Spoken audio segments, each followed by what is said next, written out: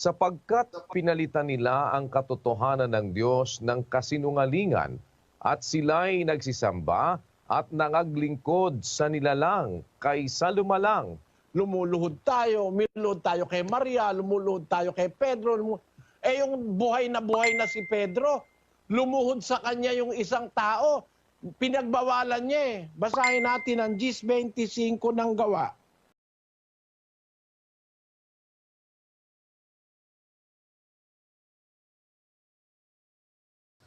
Ang tanong ko po, Brother Elling, sino ba ang dapat sambahin? Sa lahat po na nagkakaroon po ng labanan, bawat reliyon, bakit nagkakaroon ng labanan o away, kung sino ba ang dapat sambahin? Ang ano lang po, isa lang naman po ang Diyos, ang ating tagapagligtas, ang ating Panginoon. Salamat sa iyo, kapatid na Raymond. Yung babasahin ko, nasa lahat ng Biblia yon. Nasa lahat yun ng Biblia. Sino ba ang ating dapat sambahin?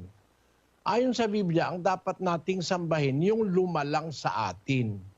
Basahin natin ang 93 o 95:6 ng awit. O magsiparito kayo, tayo'y magsisamba at magsiyukod. Tayo'y magsiluhod sa harap ng Panginoon na may lalang sa atin.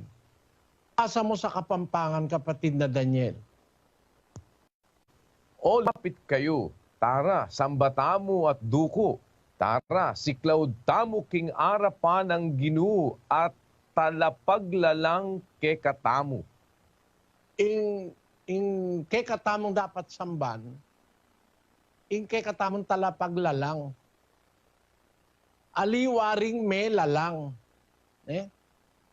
Hindi ang nilalang, kundi yung lumalang. Pagka natuto tayong sumamba sa nilalang, nagre-rebelde tayo nun sa Diyos.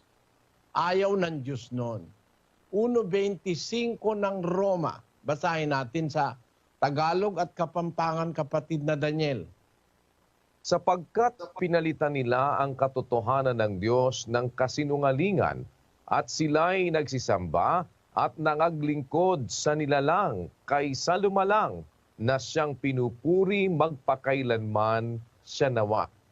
Sa Kapampangan, ang sabi diyan, uli ning linibera ing katutuanan ning Diyos king meto nga kalaraman.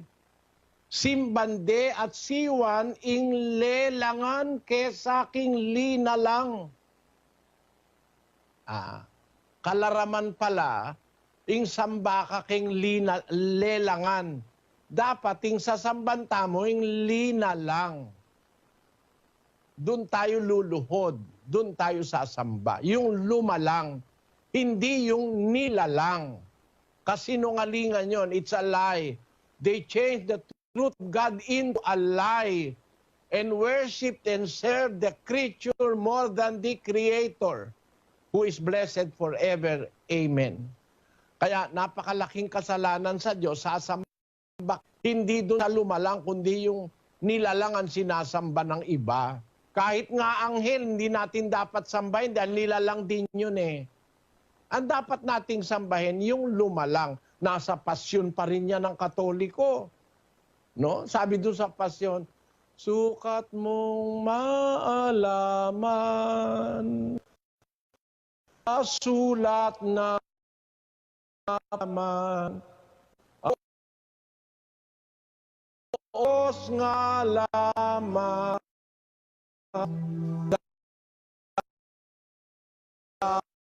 dapat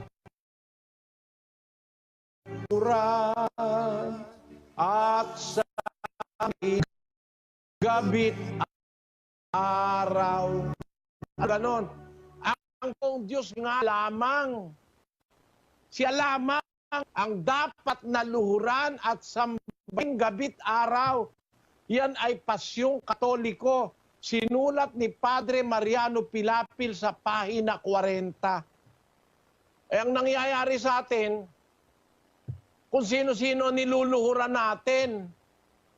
Luluhod tayo sa anghel, kay Arkanghel Miguel, kay Anghel Gabriel, lumuluhod tayo kay Maria, lumuluhod tayo kay Pedro.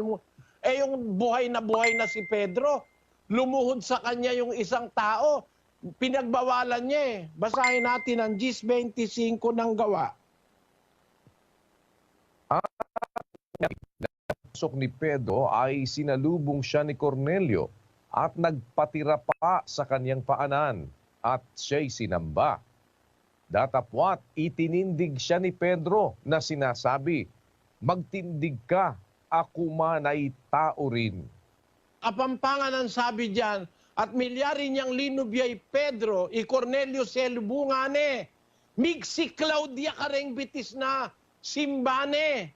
Dapat ti Pedro telakad ne nga na, talakad ka, uling ako man, tao ko naman. Niya may kakasala yung apalit eh. Isipan mo sa samban ni Apong Iro. Bawat taon, may piyesta si Apong Iro. Sinasamba. Bawal ng Biblia yun eh. Sasamba ka sa nilalang, hindi sa lumalang. Dapat, huwag kayong magagalit sa akin mga kababayan, lalo na dyan sa apalit. Si Pedro Apostol, nilalang yun. Hindi mo dapat luhuran yun.